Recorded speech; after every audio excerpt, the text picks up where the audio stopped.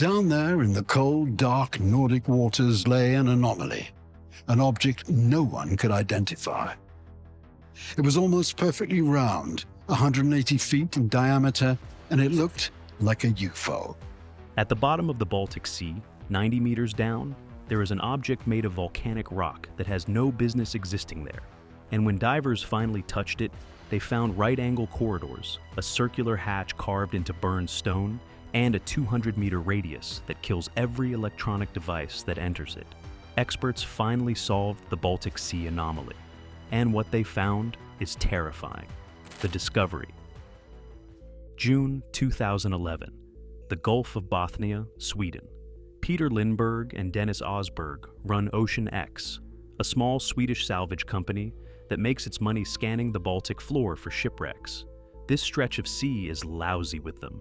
Centuries of naval warfare, merchant trade, and maritime disasters have carpeted the seafloor with sunken holes, corroded anchors, scattered cargo. A solid sonar return usually means another wooden wreck. Another payday. What the side-scan sonar paints on Lindbergh's screen that afternoon is not a ship. The shape is round, massive, disc-like, and its edges are sharp. Not eroded sharp, not broken sharp, but geometrically sharp. Lines too clean, too precise, too deliberate for anything the ocean could carve on its own. Lindbergh runs the scan again. Same image. He adjusts the frequency. Same result. The sonar is not glitching. It is faithfully rendering something that has no business sitting on the bottom of the Baltic Sea. Osberg later says, "This is the moment the expedition stopped being about treasure hunting." I get goosebumps all over my body. I have never ever seen anything like that. Nobody on the crew has a name for what it became. The object is roughly 60 meters in diameter, pressed against the seabed at 90 meters depth. Dark, scorch-like patches cover its surface in irregular patterns. The sonar picks up sharp geometric features along its edges, features that look almost engineered. The crew passes the printout around. Nobody has an explanation. Nobody even has a theory that makes sense. But here is the detail that changes everything. It is not the object itself that first rattles the team. It is what lies behind it. Stretching across the ocean floor in a perfectly straight line, pointing directly at the anomaly like an accusation, is a furrow nearly 300 meters long, deep, clean, violent. This thing did not grow from the seabed. It did not settle gently through the water. It plowed across the ocean floor at tremendous speed and stopped dead, like a crash landing. The scar that would not heal. Here is where the geology stops making sense. The Baltic Sea floor is one of the most dynamically active sedimentary environments on Earth.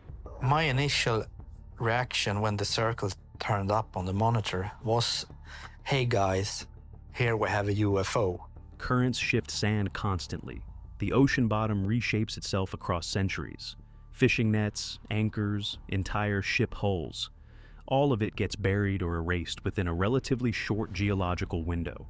The ocean eats traces slowly, patiently, completely. But when Lindbergh and Osberg return with higher resolution instruments months later, the trench is still there, sharp-edged, deep, crisp ridges of displaced material piled on either side, as fresh as though it was carved yesterday. Even though surrounding sediment patterns say it has been there for a very, very long time. Stockholm University geologist Volker Bruckert reviews the sonar data. His reaction is immediate. The Gulf of Bothnia sits on one of the most stable continental shields on Earth. No active faults, no submarine volcanoes, no geological mechanism that could produce a gigantic independent mass and drag it sideways across the seabed in a perfectly straight line. A glacial deposit from the last ice age would leave chaotic, random abrasion patterns in every direction. Irregular, messy, the kind of disorganized scratching you find everywhere glaciers have passed. Not a ruler-straight trajectory ending in a precise arrest, not a landing strip. The object has zero geological continuity with the floor beneath it. Nothing in the surrounding bedrock could have produced it. Nothing in the region's geological history could explain how it arrived. By every measurable standard, this thing is an interloper. Something deposited from outside the system. And if the ocean has been trying to erase that trench for centuries and failed, then whatever sits at the end of it has a density and hardness that defies deep time itself. But that is not the strangest part, because when the Ocean X team goes back to get a closer look, the Anomaly fights back. The dead zone. Lindbergh and Osberg return with upgraded equipment, better sonar, higher resolution cameras, satellite communication gear, additional crew, technical specialists. This time, they tell themselves they get answers. At a safe distance, everything works perfectly. Phones hold signal, navigation tracks clean. Sonar paints the seabed in sharp detail. System checks come back green across the board. Then they cross within 200 meters of the object's center. Everything dies. Satellite phones drop to zero. Navigation lights flicker and go black. Sonar screens fill with blinding white. Noise. The entire electronic suite collapses simultaneously, as if someone has thrown a kill switch somewhere beneath the water. Lindbergh orders full diagnostics. The crew cycles power on every system, swaps cables, attempts cold restarts, checks for hardware damage. Nothing responds. The instruments are not broken. They are suppressed. Then, almost experimentally, they reverse course, pull back beyond the 200-meter line. Like flipping a switch, everything comes back online, phones reconnect, cameras record. Sonar sweeps the floor with precision as if nothing happened. They test it over and over, approach after approach, retreat after retreat. Every single time they cross that invisible threshold, total electronic failure. Every single time they pull back, full restoration. No gradual degradation, no partial signal loss. Binary. Inside the zone, dead. Outside the zone, alive. The crew starts calling it the dead zone. Bruchert reviews the electromagnetic data. He cannot account for it. Not with any known geological model. A rock rich in magnetic minerals might nudge a compass. It cannot kill satellite communications, drain batteries, and disable digital circuitry across a 200-meter radius. That requires active energy output, not passive magnetic presence. The Ocean X crew has sailed over iron-laden wrecks for years without losing a single radio signal. Whatever is generating this field operates on a scale that has no geological explanation. The Anomaly is not sitting passively on the seabed. It is actively rejecting observation. And get this, if machines cannot see the object, human beings will have to go down and touch it themselves. If you want to know exactly what the divers found when they got there, make sure you subscribe right now, because what happens next changes everything. Descent into the dark. The water temperature at 90 meters in the northern Baltic sits just above freezing, 2 degrees Celsius. Cold enough to slow your thinking. Cold enough to make your fingers stop responding. Darkness at that depth is absolute, not dim, not murky, absolute. The kind of black where you cannot see your own hand in front of your mask. The only proof you still exist is the sound of your own breathing echoing inside your helmet. Stefan Holgborn, Ocean X's lead diver, descends first. He is breathing tri-mix, helium, nitrogen, and oxygen, calibrated to keep his brain functioning under 9 atmospheres of pressure. Every breath hisses through the regulator like white noise. Every exhale spirals upward into nothing. At this depth, a diver's margin for error is measured in seconds, not minutes. One wrong decision and the crushing pressure of the deep does the rest. They send the ROV down first. The remotely operated vehicle carries powerful floodlights. But light dies fast down here. Fine particulate matter, microscopic grains of sand and organic debris, hangs in permanent suspension like fog that never lifts, turning every beam into a milky glow that illuminates almost nothing. Visibility collapses to roughly 1 square meter. The crew watches the feed in tense silence. The robot creeps forward through blackness, transmitting grainy footage frame by frame. Every meter of progress reveals another meter of void ahead. And there is no sense of scale down there, no reference points, just black water and the faint edge of the floodlight dissolving into nothing. And then the seafloor changes. The soft mud typical of deep Baltic beds gives way to something hard, solid, cold. The camera shows a surface unlike anything the operators have seen, rough and deeply pitted, yet tightly cohesive. Not eroded pebble, not shattered rock, something that looks like it went through a furnace. When the ROV's mechanical arm grips a protrusion on the surface, the pressure sensors return a hardness reading that makes the operators go quiet. far beyond ordinary sedimentary rock. The material does not crumble, does not flake, does not yield. Dark blackened patches cover the surface. Fine cracks run through it like pottery pulled from a kiln at 10 times the safe temperature. Entire sections look as though they were once liquid, molten, before freezing solid in a single violent instant. The ROV confirms a real, massive physical object, but cameras are not enough. Hogborn and his team have to go down and see it with their own eyes. And at 90 meters below the Baltic Sea, in absolute darkness, with frozen fingers and 9 atmospheres pressing against every inch of your body, what they are about to find has no name in any textbook they have ever read. The geometry that broke them. Hogborn descends expecting a bizarre rock formation. Something strange, certainly, but something geology can explain. He has been diving professionally for years. Volcanic formations, coral structures, mineral deposits, encrusted shipwrecks in every state of decay. He thinks he has a framework for unusual. He is wrong. His flashlight sweeps across the thin sediment layer covering the surface. And he stops swimming. He hangs motionless in the water. His breathing slows, because what his light just illuminated is not the rounded, softened edge of natural erosion. It is a straight wall, perfectly vertical, rising at a precise 90-degree angle from the base, smooth, sheer, deliberate. As if someone placed it there with a ruler and a spirit level. He swims forward. There is another wall, then another. He moves along narrow corridors where parallel planes meet at flawless right angles. He runs his gloved hand along one wall and follows it to its junction with another surface. 90 degrees, exactly, every time. No rounding, no gradual softening. Just clean, hard geometry at the bottom of the sea. Here is the catch. In nature, water and sediment always round edges over time. Always. It is one of the most fundamental principles of erosion. Thousands of years of current, pressure, and particle abrasion. It rounds everything. It is not a slow process. It is relentless and universal. No ocean current on Earth can carve a right angle into stone and preserve it for thousands of years, while the surrounding seabed constantly reshapes itself. Nature does not do this. It does not know how. Yet here it is, under his hands, under his flashlight. At 90 meters depth in the Baltic Sea, the laws of erosion are being violated in front of him in real time. But that is not even the worst part.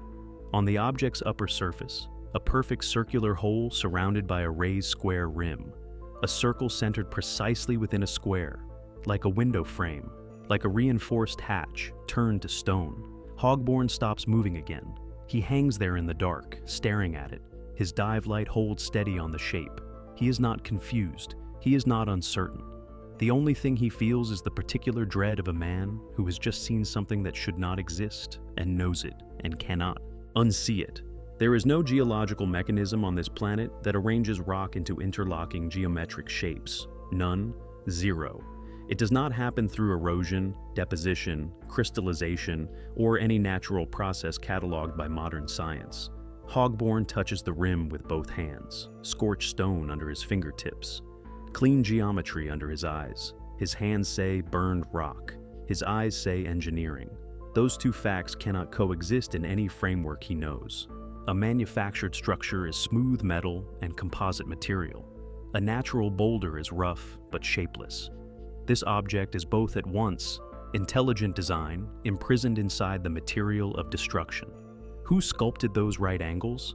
And what fire seared them into stone without destroying their shape? The answers come back from the lab, and they make everything worse. The impossible material. Samples chiseled from those walls get sent to Brucher's lab at Stockholm University. Put it under a microscope, identify it. Let geology close the case. Simple. Instead, the results slam every door shut. Brucher identifies the samples as basalt, igneous rock formed only when molten volcanic lava cools and solidifies. He runs the analysis again. Same result. The Baltic Sea rests on an ancient, extraordinarily stable continental shield. No volcanic activity has occurred in this region for tens of millions of years. No lava source, no magma chamber, no thermal vent. Finding basalt here is like finding a permanent iceberg in the Sahara. It does not belong. Under the electron microscope, the crystal structure tells a violent story. The crystals show exposure to extreme temperatures, thousands of degrees, followed by rapid, almost instantaneous cooling. The thermal shock profile of a material hit with furnace-level heat and then quenched in cold water. Molten rock chilled so fast the crystals barely had time to form. Bruchert considers a meteorite impact. That hypothesis collapses immediately. A meteorite striking at hypersonic speed explodes on impact. It shatters, melts, fuses into a chaotic, structureless mass. No meteorite has ever left behind square corridors, vertical walls, and perfectly circular frames intact. That is not what impacts do. So here is where the investigation lands. The material screams wild, uncontrolled heat, volcanic fury. The shape screams engineering, deliberate, intentional design. No natural process on Earth can simultaneously melt stone and sculpt it into precise geometry. Modern science has no category for this, no name, no classification. And that forces the conclusion nobody wanted to reach: the corpse of technology, an artifact of engineering so ancient that time, heat, and unimaginable pressure have turned it into something nearly unrecognizable. The object on the Baltic Sea floor is physical evidence of an artificial structure, a machine, as in vehicle, a construction, that once existed in full functional form before enduring a catastrophic energy event of almost inconceivable force. Something destroyed it, and something preserved it at the same time. That event, thermonuclear, plasma-based, or something science has not yet named, melted its outer layers completely.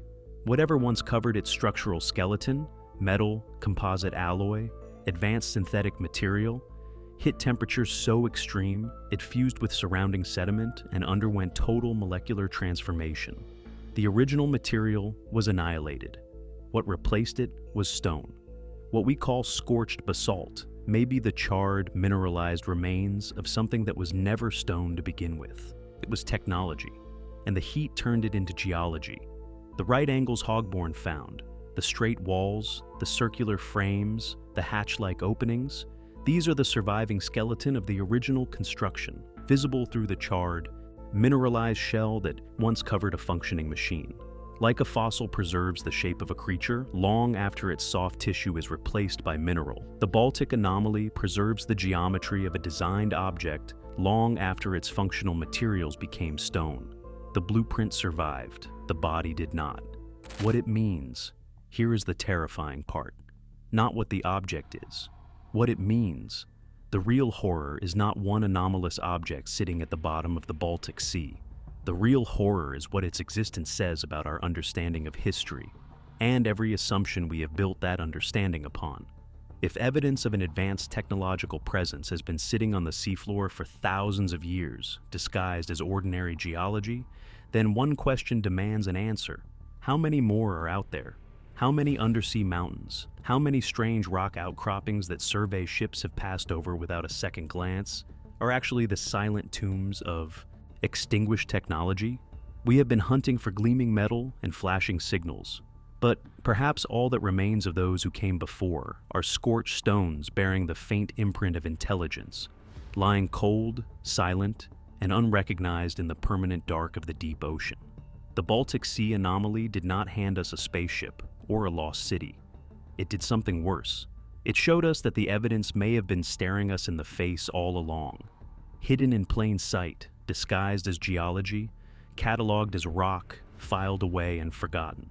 The ocean floor is not just a graveyard of ships and sediment. It is a graveyard of civilizations we never knew existed, technologies we cannot identify, and histories we have not yet learned to read.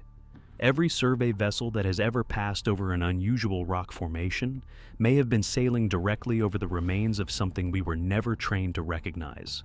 That is the terrifying truth. Not that something impossible sits at the bottom of the Baltic Sea, but that we have no idea how many more are out there, waiting in the dark, disguised as stone, patient and silent, holding secrets we are only now beginning to understand, we should have been looking for all along. If this keeps you up at night, drop a comment below. Do you think there are more objects like this hiding on the ocean floor right now? And if you are not subscribed yet, do it now. The next video goes even deeper.